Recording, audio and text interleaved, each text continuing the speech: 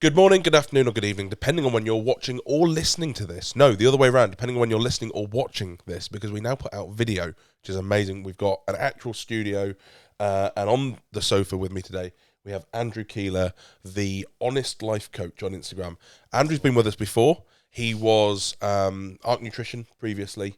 Andrew's kind of had a bit of a change in terms of what he does. It's not really a dramatic change for those who know him. It's a change in branding. Yeah, but, more than anything. But actually what you're doing is the same as you've been doing for quite a while now. Andrew was on before to talk about bodybuilding, but today we're going to talk about mindset. We're going to talk about what holds people back. We're going to talk about what Andrew's doing, and we're probably going to talk some nonsense as well. This is episode 38. Should have mentioned that as the start because we messed about for ages working out what episode number we were on. And it is now on the run into Christmas. So at some point I'm going to have to ask Andy, because he is traditionally a nutritionist, I'm going to have to ask Andy what I should do about my diet over Christmas at some point, because I need another grown-up to give me permission to eat what I want to eat. It is very difficult. Yeah. So Andy, the Honest Life Coach, can you give us an overview of what that means in terms of you as a brand, what you're doing now, maybe that you weren't doing, or let's imagine that someone's never heard of you before. Yep. What is it you do? So a lot of people misconstrue life coaching as therapy, and most people think a life coach is a therapist. I'm not a therapist, which is why I never reference myself as a therapist, psychotherapist, psychologist, or any of the other ists that you can be. I am a life coach. So I help people with their mental health, but I help people with life in general. So one thing that I do help quite a lot of people with, because of my background as a financial advisor, is finances. But we're not allowed to say that money and your happiness are linked, are we? Because that's that's not okay anymore. As we all know, money doesn't buy happiness. Although statistically, it literally does. Yeah. Although interestingly, I was listening to it was a YouTuber, but he was talking about he's an economist YouTuber, and he does talk about actual data. And apparently, I don't know if you're aware of this, and we're off on a tangent already. In America, they did a study relating happiness to income, and there was like a ceiling. So it was up to like $110,000 a year income, which I guess is the equivalent of like 80k a year here. Your happiness increases directly proportionately with income, and above that threshold, it no longer makes a difference. So I guess the key there is that you need enough money that it's not something you're having to worry about. Yeah, like money doesn't buy you happiness, but worrying about money doesn't make you happy either. Yeah, like even when I was a financial advisor, and I used to specialize in debt for quite a large period of that. So literally helping people that didn't have enough money. I never went into a house where people didn't have enough money that were happy. They had plenty of time with the family, and they used to argue and fall out because the parents couldn't provide for the kids in the way that they wanted to, which made them feel guilty, and then the parents were at each other's throats. So, like I always said, money doesn't buy happiness, but poverty buys fuck all. Yeah. And, yeah, like you were saying, it's up to a certain threshold, and then beyond that, it kind of becomes not inconsequential, but it's then it's not inconsequential just the extravagance of the things that you can buy. Well, it's not inconsequential to your life and generational wealth and what you can pass down to your children, but in terms of the immediate comfort, is what it buys. It's not going to be. I mean, look, enough people know me personally to know that I'm financially comfortable. Mm-hmm. If I get home tonight and my boiler breaks down and I need a whole new boiler, it's not going to change anything in my day to day. Yeah. Whereas there was a period in my life when that would have meant that the next 2 months would suck. Mm-hmm. And that's stressful. That's a stressful situation for anyone to be in. Yeah. Before you add in other life stresses, right? And I think that's something that me and you both share. We've both been in situations where we didn't have anywhere near enough money that we needed. And we're now happily on the other side of that coin. Yeah. Through strangely work. Yeah. But that doesn't sound right. We'll have to edit that bit out because that can't be true. But it's the peace that it brings. It's the fact that every time you go shopping, you just know that you're going to put your card in and it's always going to go through. You never see declined. Yeah. And if you do, you actually go, why the fuck's that happened? I mean, the plan wasn't to do a podcast about finances, but I don't think it's a terrible place to start. No. If that's what you do with a lot of people, it's what your background was, and it's something that we actually both agree is key. I mean, I don't know where because I've never discussed finance with you personally, because we've both been quite separate in that. Yeah. So I don't know where your theory lines up in terms of what you do in life coaching and helping people get their finances on track. I know the current kind of the schools of thought. The schools of thought fall into two distinct categories, right? There's either the don't worry about your outgoings, improve your incoming. Mm-hmm. And I quite like that if you can do it. Yep. Because it's a lot easier to change that than it is to change your lifestyle if it's something you've built up over a very long period of time. Yeah. And then there's the other side of things, which is, you know, actually really paying attention to the pennies, and frivolous spending and stuff can make a massive difference. And I don't know where you fall on that spectrum. I'm very much on the abundance side of it. So don't worry about your outgoings, increase your income. I mean, that doesn't mean spend. Oh yeah, I won't purposely spend money that I know I don't need to spend. But like, I won't drive my car around in economy mode when I know I want to drive it in sport mode. Sure. Because when I drive it in economy, it does 30 miles to the gallon. When it's in sport, it does 17. That adjustment of miles per gallon and the extra fuel that I need to put in per month, the extra enjoyment that I get out of the car in sport is worth that money. Sure. I'm not going to be that frugal that I'm trying to penny pinch. So someone's tuned into this because we put out highlight reels before we do these podcasts, right? So people are going to know by the time we finish the podcast, we'll know what it's about and we'll be able to tell them. Yeah. So let's assume that we've said that this podcast is going to help people who are maybe struggling financially to get things back on track. Yeah. If we can. Yeah. Let's do that. Let's do that for 15 minutes. If we just to quickly like run back to the start, I help people with mental health, so depression, anxiety, PTSD, that kind of thing. People that have got past issues, self-doubt, people that self-sabotage, relationship issues, finances.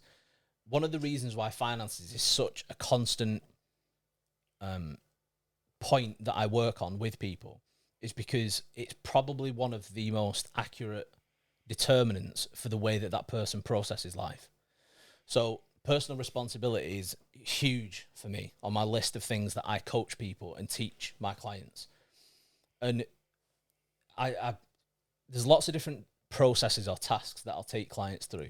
And one of them, a really important one, is I call it the child-adult paradox. And I started using it years and years ago. It's not something that I've seen somewhere. I started coming up with my own little things. And what I do is I get a client to run through all the attributes and characteristics that they would use to define a child. So they'll create a list that could be anywhere between 8 and 16 things long. And then I'll get them to create a list, attributes and characteristics of what they think defines an adult. And then I'll get that client to tick the list. Right, which of the things in the child list do you relate to, resonate with? And which things in the adult list do you relate to and resonate with? And I would say the vast majority of the people that come to me that have financial trouble, mental health issues, etc., associate with more childish characteristics and attributes than adult ones. So the paradigm that you've got there is you've got an adult who lives like a child. So essentially you've got an adult that wants all the benefits of being an adult, but wants the privilege of the lack of responsibility of being a child. And that's why they never have the finances in order. Because a lot of the time it's kind of head in the sand. They don't. When I say to it, are you an adult or a child? I'll get, well, of course I'm an adult. I've got bills, I pay rent, I've got a job, I've got a car. I'm like, right, cool. Do you ever get a bill and then pay it late? No. I don't either. But with my clients, a lot of them will say, yeah. I'm like, you know, I can't cope with that. Even if you've got the money available, when that bill comes through, you still defer paying that bill. Yes, right. You're dealing with an adult responsibility in a childish way. Yeah. Do you ever show up to work late? Yes, that's childish. Do you ever make mistakes in the sense of the way that you control yourself emotionally? Do you overreact to things? Yes, that's childish. So you've got adults that are conducting themselves in childish ways in lots of different ways. And then as we start to focus on finances early on, because it's actually one of the easiest things to start to rectify, because it's a physical thing instead of being an emotional. There's an emotional element to it. Yeah. Someone's financial identity is a heavy controlling factor, but we can work on that whilst we're actually getting things in order. The numbers don't lie, right? Yeah. And because it's a numbers game, it's very simple as, right, what's your income? What are your outgoings? If need be, what can we get rid of? What can we do to increase your income? It's just a really simple game to play at the start. And then as they start to benefit in that area, it's what I refer to as the bleed effect. So you start to get benefits in that one area, and those benefits and the positives from it start to bleed into other areas of your life. So if you start being more responsible with your finances, you start being more responsible in the way that you conduct yourself. You start being more responsible emotionally, with food, with your partner, with friends, with everything. So other areas start to progress before you've even looked at them. Those bits you just discussed, the bits you touched on there, would it be fair for me to say that there is a degree of delayed gratification required to be successful with pretty much all of those things? Yeah. So even this morning, I posted a story this morning talking about, to help people through the 2024 goals and beyond, consistency is the number one thing that you need to do. So people will think, I want to improve X area of my life. I think it should require Y amount of effort and it should take Z amount of time. And then as soon as they've started to apply the amount of effort that they think they should have to get the results that they want, and then life goes, that's not how it works. You need to do 10 times more than you're doing to get it. They go, fuck off. Yeah. I'm not doing that. They get frustrated. They feel hard done by, and then they stop. And then they'll waste maybe another 2 or 3 months, and then they'll finally come back round and they go, well, I still actually want that thing. And then they'll start making the effort again. But with nutrition, with finances, a lot of the time, if you can not have the thing right now, you'll put yourself in a better position further down the line. So how do we distill that down into some practical advice? In respect to what? In respect to the best way to okay, actually so get started? we talked about, you speak to a lot of clients and they'll say, I'll quite often put off paying a bill, even if I've got the money, which I can't get my head around, unless maybe you've got the money, but you're worried you might need it for something else, and you wait to see if something else is coming along. What if they don't have the money? What if they're in a situation where they've got bills coming in that they can't cover? The first thing to do in that situation is speak to the company that you owe the money to. As opposed to ignoring it. Yeah, whether it's a debt, whether it's an electricity bill, water bill, it doesn't matter what it is. The day that it comes through, if you look at it and you think, I can't pay that right now, first thing you should do is pick up the phone and speak to them. Because contrary to popular belief, most companies and corporations that you end up owing money to, at the end of the day, they just want the money. Yeah. So if you actually speak to them and you're on a level and you're like, listen, this is my situation, most of them aren't going to go, oh, well, fuck you, we're going to send it to a debt collector. Because that's not the way that most companies And that costs operate. them money. Yeah. It's easier for them to just be able to speak to you and go, right, okay, what can you actually afford right now? Because even if you can only pay a small percentage towards it, it shows what they refer to as willing. Yeah. So the difference between them sending you letter after letter, phone call after phone call, voicemail after voicemail, even emails, and being ignored across the board, that shows that you don't want to give them that money. Yeah. Whereas if you ring them straight away and go, listen, it's near Christmas, if it's now, it's near Christmas, things are just really fucking tight and I'm struggling.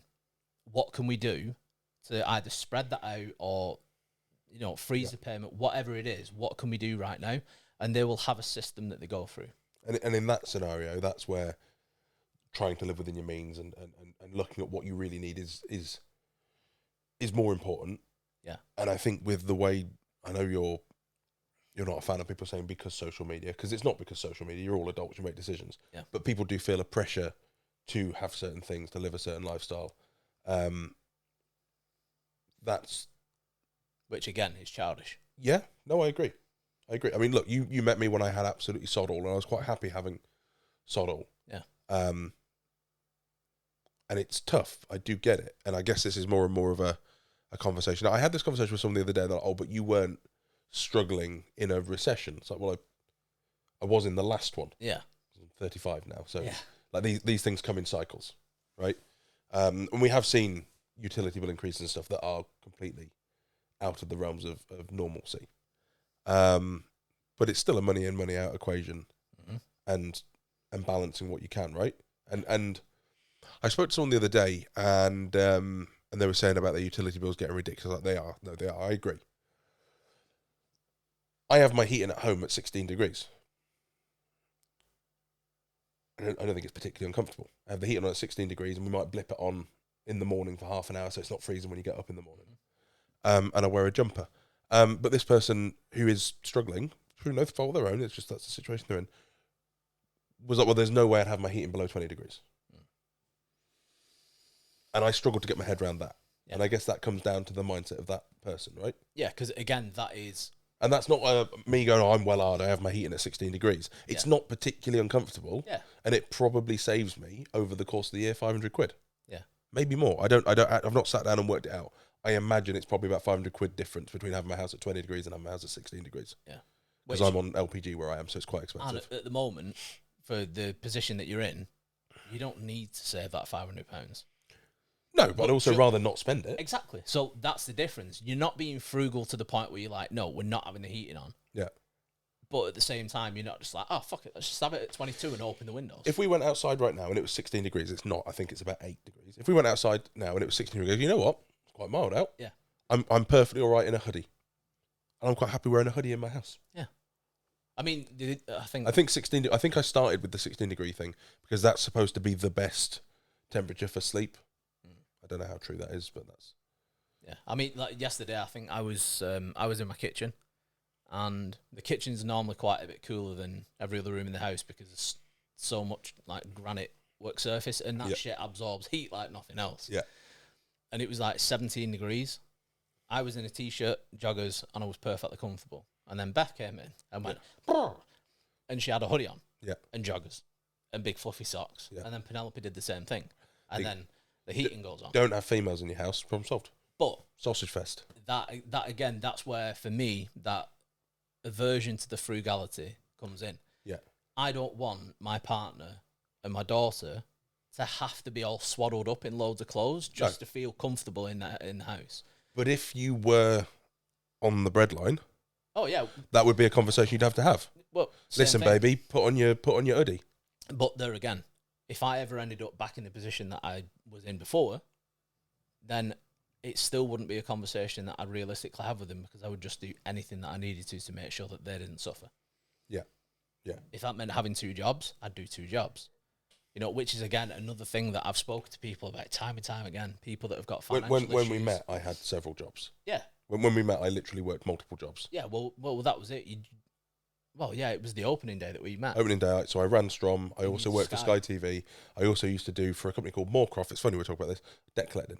So Moorcroft, I think they're still available. They're a debt collecting company, but it was one of these side hustles where effectively they would send you a list on email of people that had outstanding debts. You go knock on their door and say, look, I'm not a bailiff, I'm not a debt collector. I'm giving you an opportunity to set up a direct debit for whatever you can afford towards this debt. If you do that, no further action will be taken. So actually, sensible people are like, look, I can afford like a £5 a week. You go, that's fine. And then you as the collection person, I think you got 5 or 10% on whatever was set up. Mm-hmm. And it wasn't a bad gig because you could say to people, look, genuinely, as long as you pay them something, this won't go any further. Most people are reasonable about that. And if someone was abusive, you just go, okay, I'm going to go, and then this will just get passed on. Yeah. It makes no difference to me. But I was doing that at the same time. So I used to go and do that in the evenings after finishing at Sky or Strom for an hour.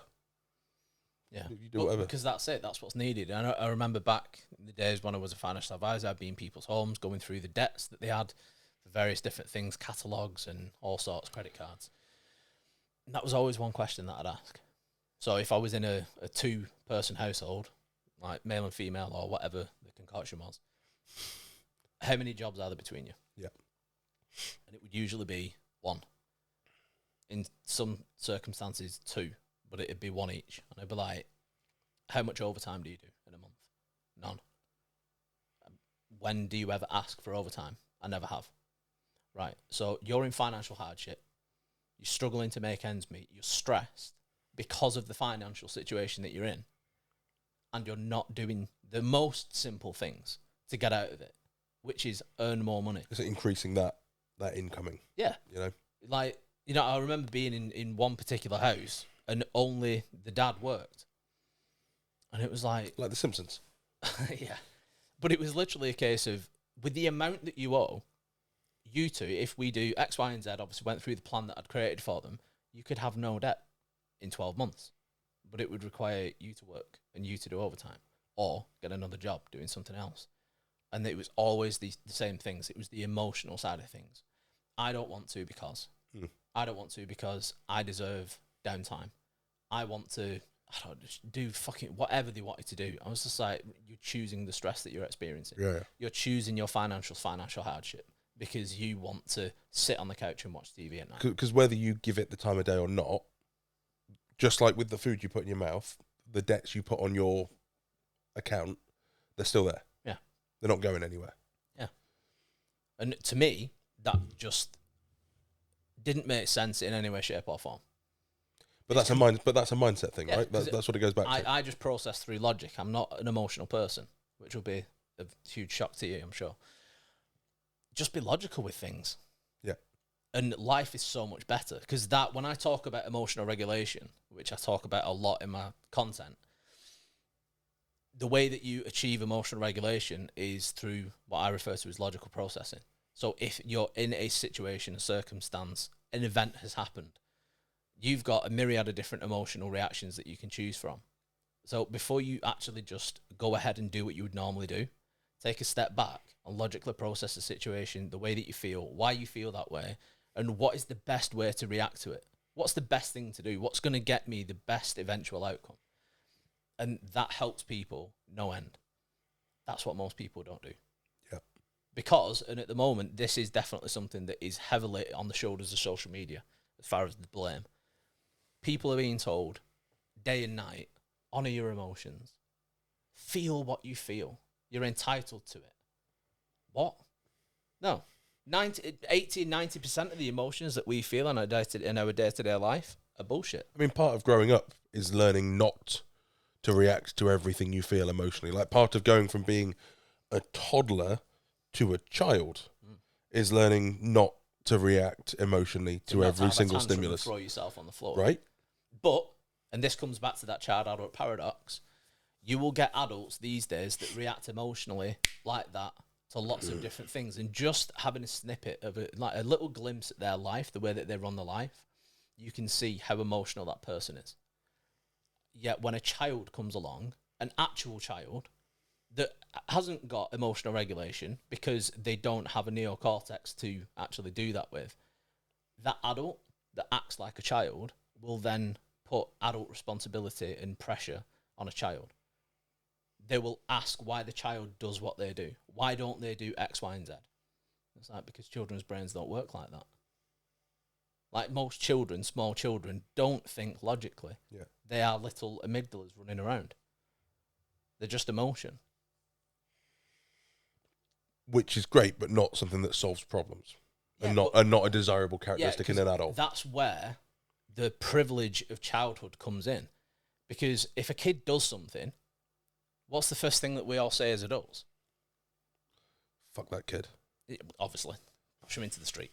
No, it's just, he's only 10. Yeah. Oh, he's a kid, he didn't know any better. Is this something that you think's getting... I mean, it's the great thing is everyone loves to go, oh, it's worse than it used to be.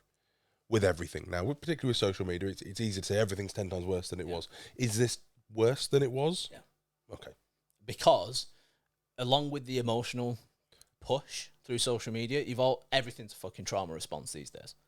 Yeah. Everything is because of trauma. I remember my first job at 16 being told you can't have your phone on at work and going, yeah, that seems reasonable. Yeah.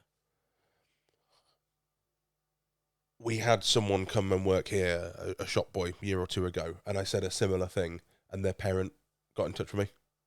To do what? To say, like, he needs to have his phone on him. Whilst at work? Whilst at work, yeah. Yeah. No, he doesn't. Go and work somewhere else. But that is almost considered an unreasonable... I mean, obviously, I have Azza and Evelina who work for us. I couldn't ask them not to be on their phones because they're part of how we do our job. Yeah. As adults, because we're all networking and stuff. But if someone's just doing everyone wants to have their phone on them, everyone wants to... The idea of just going to work for 8 hours is not necessarily something that computes anymore. Well, that's the kind of weakness that it is. Everything's a trauma response. Everything's a mental health issue. Everything is gaslighting. Everything's narcissism. That, if I could stop anything right now, that would be what it is. Right.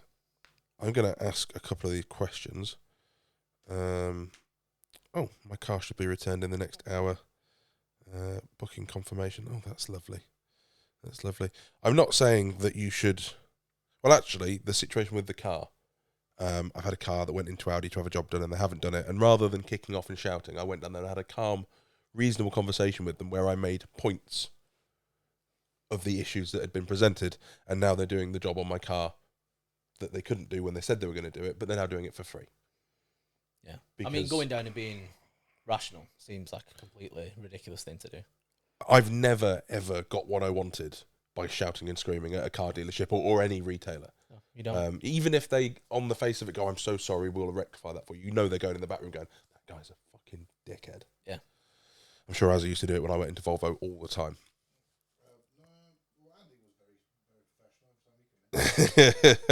Okay, so we've got 2 questions, one of which I think we've covered a bit of, so we'll go on to that later. The first one, lots of people love the fact that you're coming on the podcast again. We talked about this a bit before, so I think you'll have an idea of what this is, but Aaron and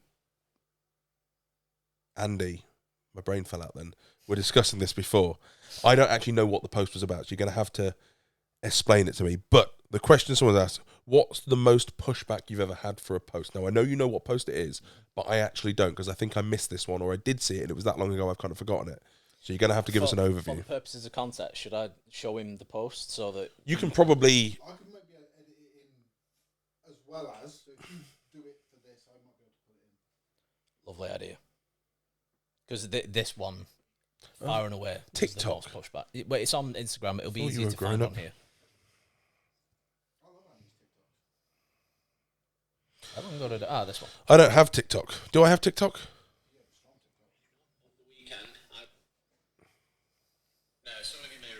Now, some of you may remember, some of you may not. Over the weekend, I was asked a question that essentially boiled down to communication in a relationship, because the woman that asked the question expected and felt that she shouldn't have to ask her husband directly for help with stuff because he should just do it anyway.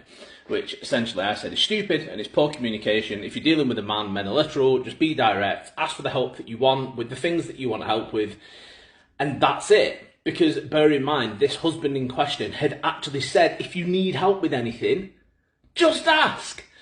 And then she didn't. Living example of how easy it is. Before Beth left today, she said to me, baby, the stuff that's in the sink right now, will you put that in the dishwasher and put the dishwasher on some point before I get home? So guess what? That's exactly what I did. Do you know why? It's because she asked. It's that simple. And the Just tap the screen and it'll pause it. I don't know how to do TikToks. Some of these comments, some people seem to be on your side, but so your missus is a project manager in your home. You can't see the shit that needs doing without her. Sounds like you owe her a salary. You live there too, don't you? Why ask someone to help around their own home? Why do we have to ask? I don't want to feel like a manager. But, so in the scenario with the dishes, right? I might be quite happy with the dishes in the sink. I'm not bothered. But if it bothers you, I'll sort it. Yeah. But you need to tell me, because I'm not bothered. This has to be bait. Why does it have to be bait? Because I haven't viewed it from the female perspective. Only works in the scenario with a housewife. If both work full-time, both should be managing the house without having to ask. What, so if you're both working, suddenly you have to communicate less? Surely if you're both working, you need to communicate more. Yeah.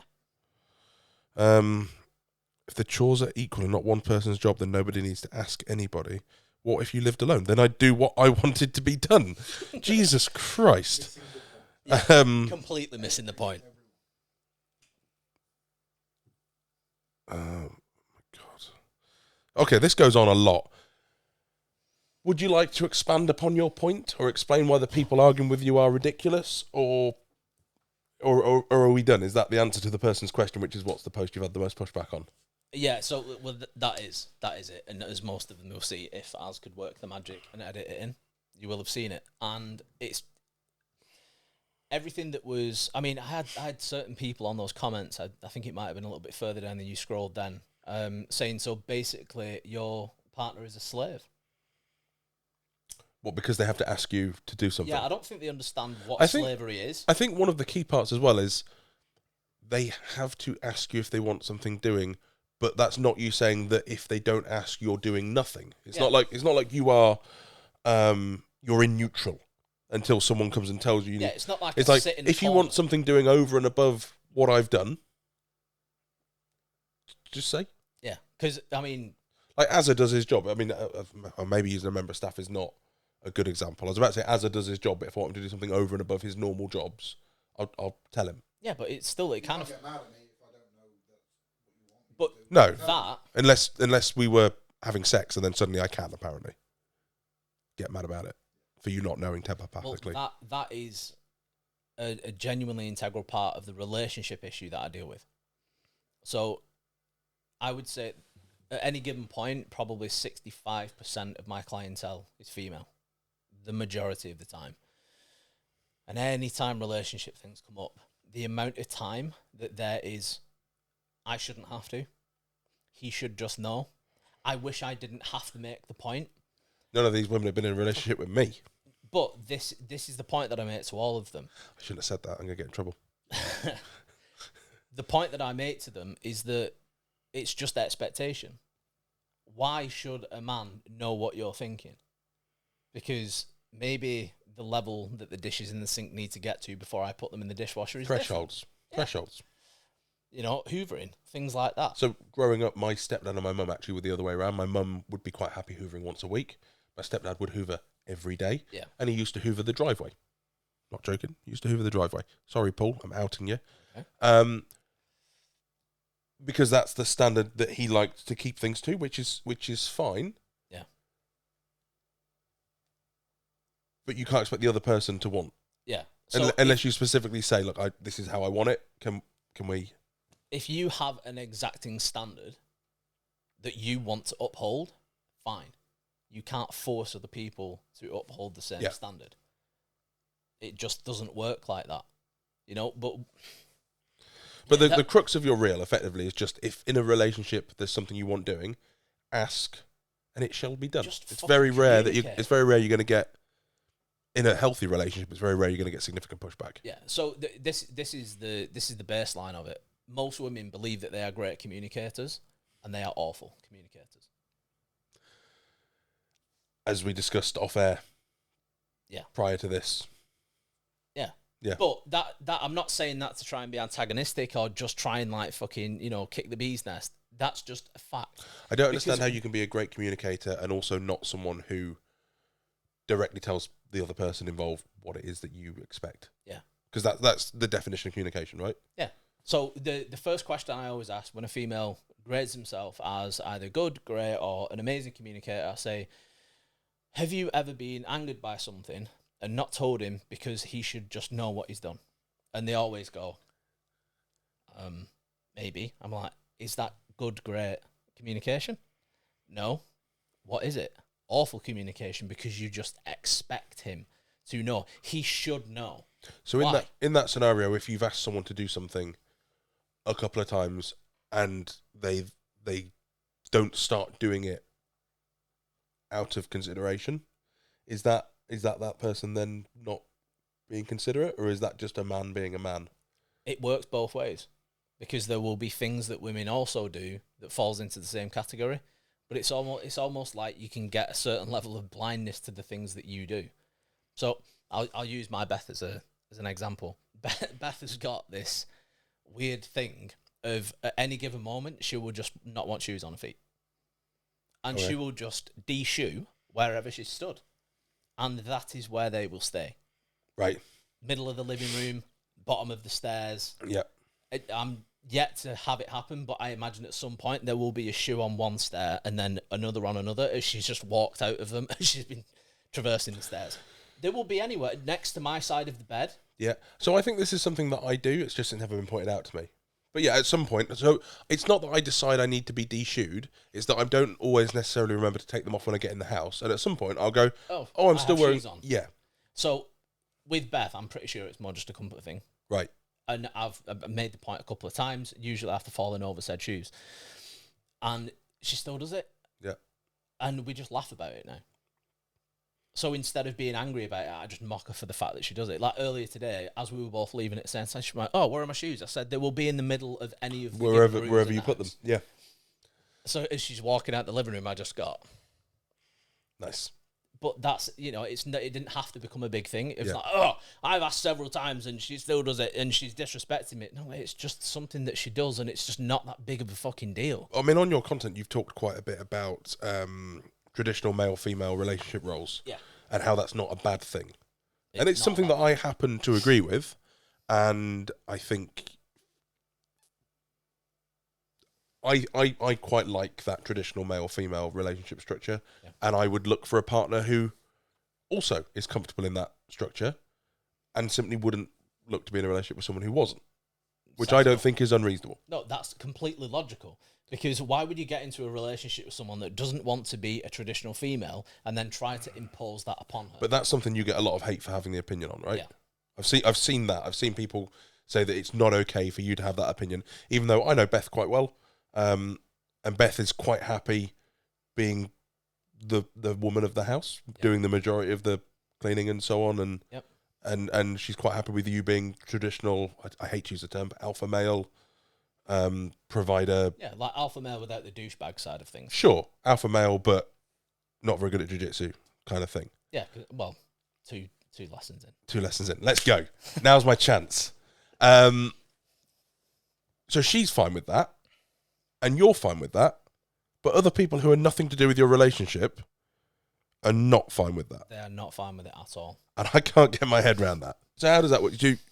Beth is happy in the structure of your relationship.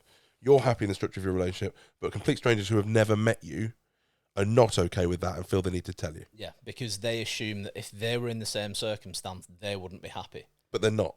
They're not, and I wouldn't be in a relationship with them. Because one of the funniest things that I ever get said to me whenever this kind of traditional paradigm of a relationship comes up is, that wouldn't work with a relationship with me. To which I always reply, I would never be in a relationship with you.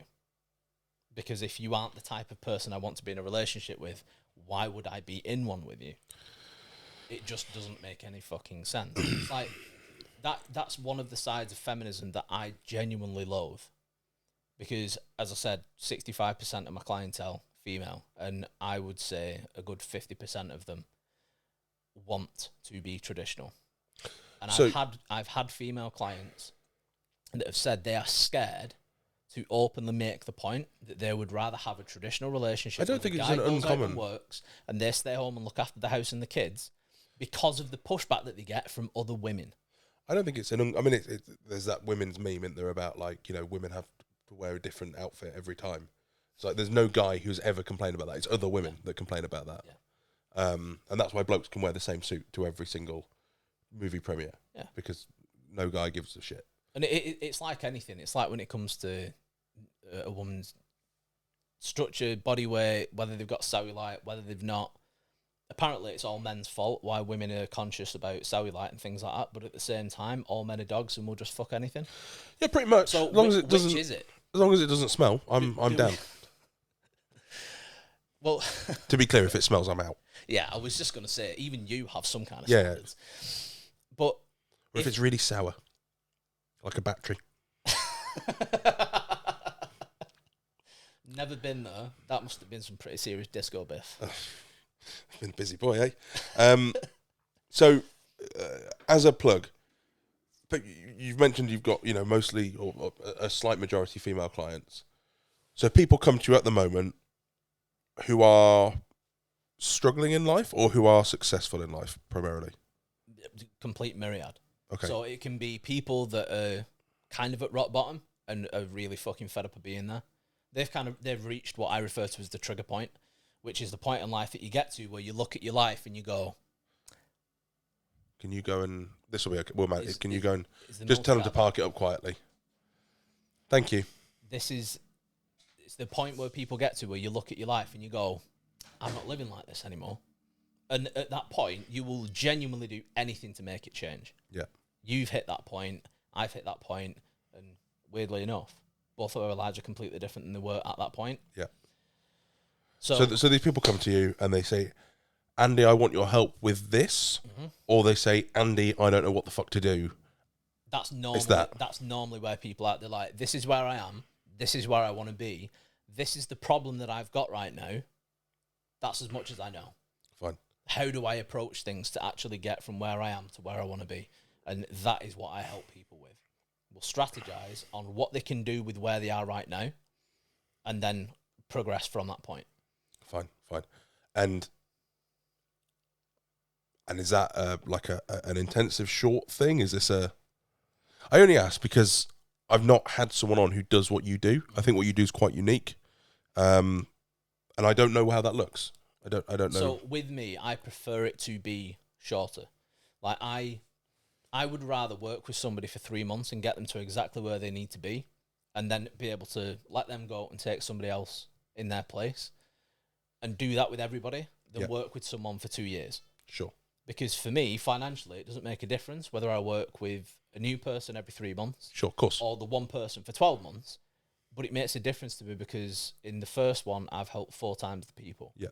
And over the period of my career, however long it is, there's only a finite number of people that I can actually help. Yeah. So if I can maximise that as possible by condensing the time that it takes to go from wherever they are to where they want to be, then that's better. Sure, makes sense. Okay. So for some people, they'll be with me 12 months. Other people, they'll be with me for 3. So the next question... oh, hello.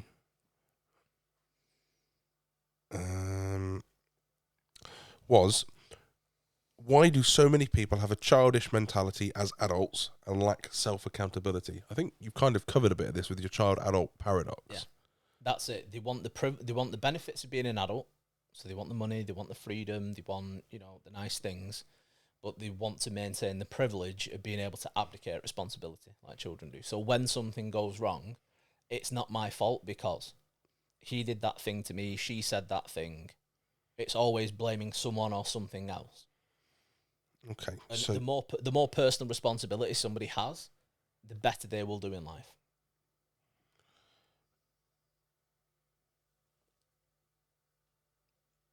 there's going to be 2 scenarios where that applies, right? One, where we're looking at other people and going, this person has these issues. Mm-hmm. If that's a person in our life, is that something we try and fix, or is that something that we just step away from? In what respect? Because that would be very case dependent. Yeah, I suppose it what is. The issue is. I suppose it is. I suppose a better question: are they behaviours that are easily improved when people are aware of them? Yeah. So even with something like depression, people have got this fixation, this absolute false narrative that again is heavily pushed through social media. That if you have got depression, that you need to learn to live with it because you've got depression forever because your brain doesn't work properly, which is completely false. I mean, if you do decide to learn to live with it, the only person that suffers is you. Yeah. Well, like if you say I have so much depressions and that's you now, all right, I'm going to the pubs in a bit. But even then, the people around you will still suffer as a byproduct of that. Yeah. Because the way that you talk, the way that you act, the way that you conduct yourself, everything is then altered because you have now identified yourself as someone that has depression. So with one of the current social media things, or it's not current, it's been around for a while, and I've objected to this in the past, and it's one of the few times I got involved in these kind of conversations, and I think you backed me up. The whole "it's okay not to be okay" thing. Hey. I really struggle with that as a phrase. I think it's absolutely fine for someone to be able to admit that they are Struggling. they're struggling. It's the second that you go, "Oh, it's okay that I'm struggling," you're going to settle in that position, right? Yeah. That's my take on it. It's absolutely fine to struggle. It's normal to struggle. I think probably everybody does. I very much doubt there's anyone who's never struggled. Yeah. Fair. But I don't think that it's okay to not be okay and just go, well, it's okay. Yeah. This is fine. Well, sitting in your house, it's on fire. This is fine. For me, when it comes to that, it's okay to not be okay. And what's your point? Yeah. Well, just that it's okay to not be okay. Right, what's your point, though? Well, just that it's okay to not be okay. Yeah, but what's the fucking point? Yeah. Well, at what point do you think you're making by saying it's okay to not be okay? Like, people think you're not allowed to be. I mean, absolutely. I guess the original goal was to try and take away some of the stigma from mental health issues, which in 1997 was probably really valid. because it, like, if you said that you had mental health issues, then you were a loony. Mm-hmm. But we're a long way past that. Yeah. I think this idea that there's stigma around mental health issues is actually probably, if anything, the opposite now. Yeah, it's false. People want there to be stigma so that when you have depression or anxiety, you've got a thing. Yeah.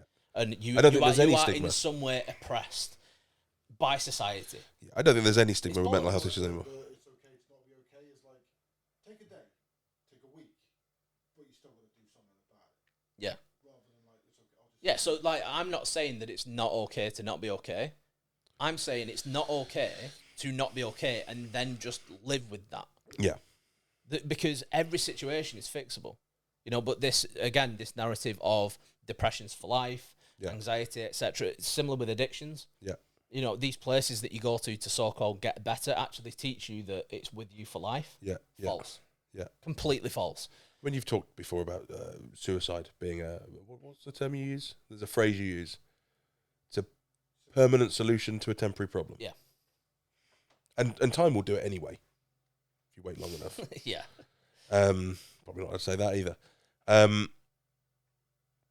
But that kind of comment from yourself has been what set you apart from other people a little bit over the last few years, and has caused you to be slightly polarizing. Yeah. In some circles. Well, interestingly, and again, this is so like when it comes to the post that we were talking about before. If that isn't the type of relationship that you want to be in, Don't be in it. then don't be in it and don't comment on it. Yeah. Why share your opinion on a relationship that other people are in and they are happy in? And it's the same thing when it comes to my style of content. I don't produce content for everybody. And my content isn't telling people how they should live their life. I'm presenting other perspectives. Yeah. So if you watch my content and you think, oh, that actually makes a lot of sense, cool, pay attention to the content. If you watch my content and you think, that's bullshit, I completely disagree, but right, cool, go and find somebody else that caters to your feelings, because that's what I don't do, and that's probably the main thing that all of my clients at some point will comment on in a positive way.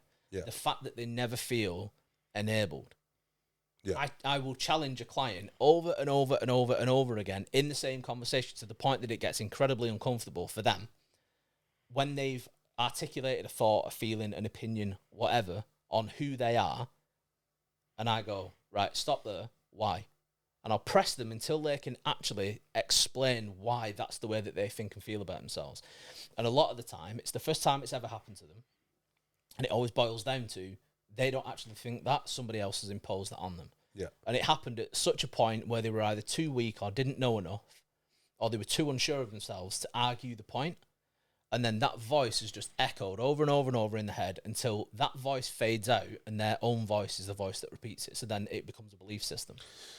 So if someone's listened to this podcast and it's been quite heavy, it's not really been a funny one like we normally do, it's been quite serious. We normally chat shit. And someone sits there and goes, oh, fuck. That guy he's describing, that's me. What do they do? Did they do shit anything? together. Stop being a fucking baby. Yeah, basically. Just fucking grow up. That is something that I do get quite a bit of pushback when I'll just use that phrase and I'll tell people to grow up. People are like, it's not that simple. I'm like, I didn't say it was. But do you mean how would somebody get in touch with me, or just as a kind of a baseline? Well, first of all, it is start? that simple. That doesn't mean it's easy. Yeah. And that's a phrase I like running a marathon. Very simple. You just run a marathon. Yeah. It's not easy. Yeah. It's very simple. And why take the difficulty into consideration? Yeah. It doesn't help you. Yeah. You know, because usually at the point when somebody needs to change the most is generally when you've been struggling the longest and you feel the weakest. Somebody then going, oh, it's really difficult doing that. It doesn't take much. What's the alternative? It's not only that, but it doesn't take much when you're at that weakened state to go, yeah, fuck that. I'll just do what I can to make this situation more comfortable so it's sustainable for a little bit longer. Yeah. And everybody that does that will always eventually get to a point where they go, I'm not fucking living like this anymore. Like we were saying before with the trigger point. Mm. But what if that's in 10 years' time and you've just lost what could have been the best 10 years of your life? You've missed out on opportunities, relationships, friendships, connections that you'll probably never get the opportunity to have again, all because instead of doing what you could do right now, you went, I'm going to hide from my problems instead. And at the risk of being super heavy for like a Wednesday afternoon, like if you miss those opportunities, that's it. Yeah. A saying that I love, I got from Dr. Eric Thomas years ago, said you've got to take the opportunity of a lifetime in the lifetime of the opportunity. Because that once in a lifetime opportunity is going to, the window for it is going to be open for a certain amount of time, and then when it closes, it's gone. I mean, there's going to be people that are going to be listening or watching that will have missed opportunities that they don't actually know they've missed because they just weren't willing to fucking try at that point. But anytime you speak to someone that has been in an awful situation and has then made it better, they will all say the same thing. That they eventually just got to a point where they went, I have to. Yeah. Because there is no other option. You know, and that's where, you know, like you said before, suicide comes into it. It's a permanent solution to a temporary problem. Yeah. For me, I've spoken with many people over the years, both through Instagram, WhatsApp, in person, through clients that have been at that point. Suicide ideation. I'm like, have you tried every single thing that you can possibly think of to fix the situation? Yes. Right. Have you tried everything that I can think of to fix the situation? You immediately go, well, I don't know, because I don't know what you're thinking of. Right. So let's explore those before we go down that avenue. I mean, it's been in the news of late, or it's been on social media, you know, suicide among men because of the weight of financial responsibilities, which is one that always I find really hard to get my head around. And that's not because I'm in a position now where I'm financially comfortable, because I've been in a situation where I'm not financially comfortable before, and I could well end up there again. You know, things are circular. You never know how things are going to pan out. We can hope. You'd be such a smug cunt. But financially, you can't fuck up any worse than you're going to go bankrupt. That is the worst you can fuck up financially. You can't go to prison for it unless you're, you know, being fraudulent or you're doing criminal activity. You can't go to prison for running out of money. You can go bankrupt and you can have to rely on the state for housing for your family and so on, which is an awful situation to be in. Yep. But it won't ever kill you, and it won't ever put you in prison, and it won't ever see violence taken upon you unless you've borrowed money off people that you shouldn't have and you're very silly. But people are proud. Men are proud. It's the shame and the guilt that People comes with that. People think the thought of going bankrupt is one of the worst things in the world. Yeah. I've never done it, but I understand the process, and you can do it. It's not the end of the world. I saw a thing the other day. It was on social media, and it was someone who was a dad who was saying, "I'm £70,000 in debt from credit cards and this and that and the other." I was like, "But you could just go bankrupt and then they're gone." Yeah. And you learn. Don't do that again. And then as soon as you say things like that to people or an IVA, people will go, "Yeah, but then that stays on my record for 6 years." Well, as opposed to having, it's supposed to not be in here ever again. Yeah. That doesn't make sense. Very heavy. Very heavy. We should are probably we get running drunk. out of time? Is the battery dying? Battery's dying, but I think we're pretty much there. Is there anything you want to add on wrap up? If people want to get in touch with you, best way at the moment? Instagram would be the best way. Yeah. The Honest Life Coach _. _ And I am lovely, regardless of what people might think because of my content. As someone who has used Andy for advice in the past, Andy will tell you what you need to know, what you want, not what you want to know, and that is vastly more useful than you might realise, particularly if you are in a bit of a hole. I don't know why this became the if you've got problems, I feel bad for your son podcast, but it has, and maybe it'll be useful, and maybe it's the right time of year to do that. Hopefully. Ah. And where did that lead you? Back to me. And you know I'd like you to insert a Thanos picture at that point, please. I'm inevitable. You know what? That's actually one thing as well, though. A lot of people will want to reach out to me to ask me questions, and they don't, because at the moment, everybody just gets pushed to get on a call, a sales call. I don't do that with people. I'll happily just take the time, voice note people, speak to people in DMs, because I have people that come to me as an inquiry, I think I need life coaching. I'm like, right, well, let's start with the problem, make sure it's something I can actually help you with. And then we'll speak about it. I'm like, you don't need life coaching. We can literally solve this problem in DMs, and I've run through, this is exactly what you need to do. Get back in touch in 3-4 weeks. Let me know if you've had any progress. Some people come back and like literally solve the problem. Other people come back, they need a bit more guidance. Other people come back and they're like, I need coaching. But whichever way it goes, if you want to message me, just message me, because you're not going to get pushed to get on a sales call. I don't operate like that. Rick is distracted, playing on his phone. Yeah, I was just checking that Thanos did say that, and where did that bring you? Back to me. Yeah. In which was not as good as Endgame.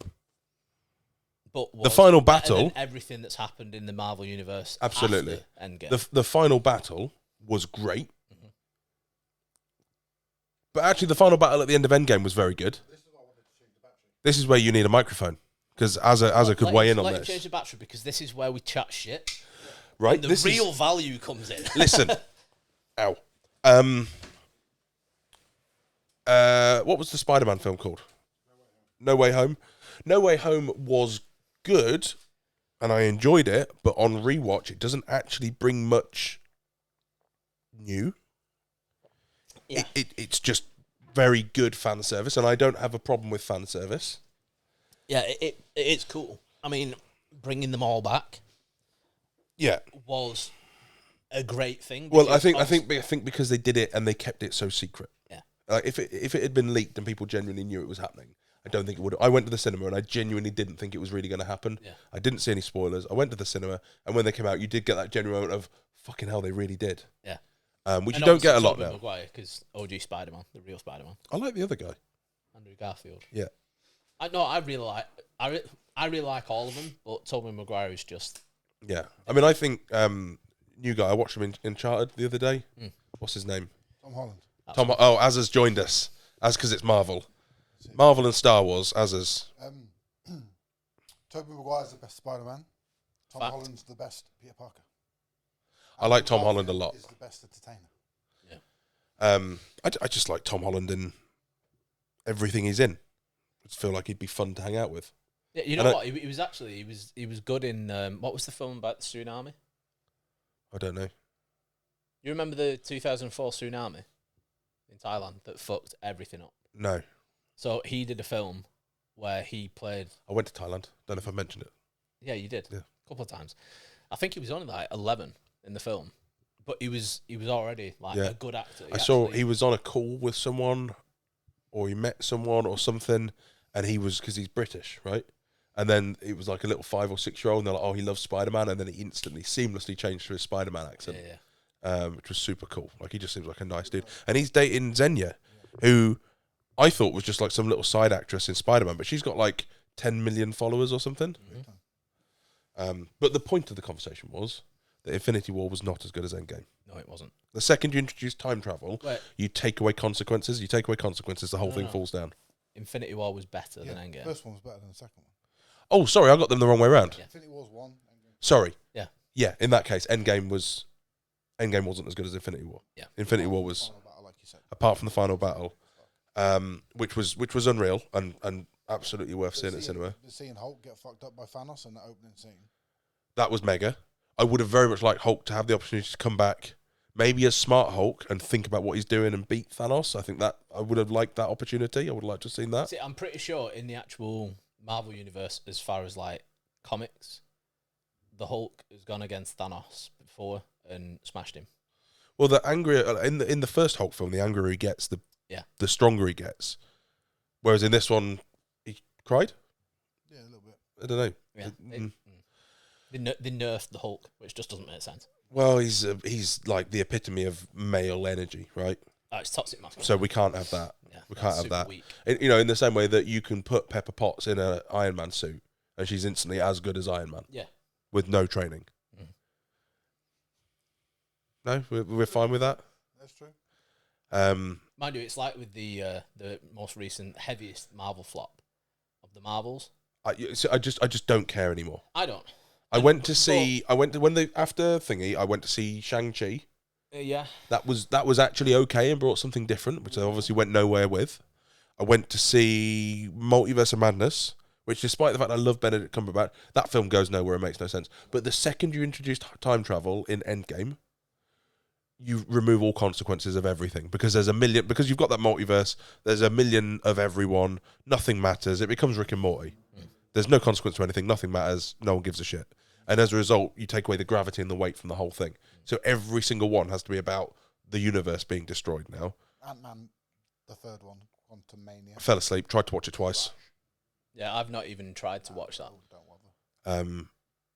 And they come on to Disney now, like a month or two after they've been at the cinema. Yeah. And even when they're free on Disney, well, not free because you're paying a subscription, whatever, I can't be asked. Yeah, same. Just don't care. Like if Loki. I had to go onto the Marvel thing, and I was scrolling across, there If is you're bored, 100% likelihood that I'm going to watch something like the first Captain America going instead of one of so the they new have Marvel them films. they have them on Disney now in chronological, don't they? Yeah. And I did that a few months ago. I think I spoke to you about it at the time. I watched them in chronological, and that's really good, really enjoyable. You notice the peak.